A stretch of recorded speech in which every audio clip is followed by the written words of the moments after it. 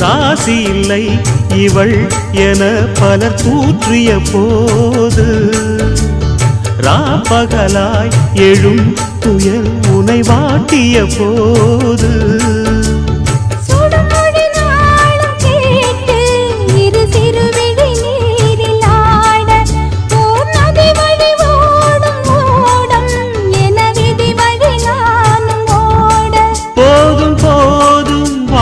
என்று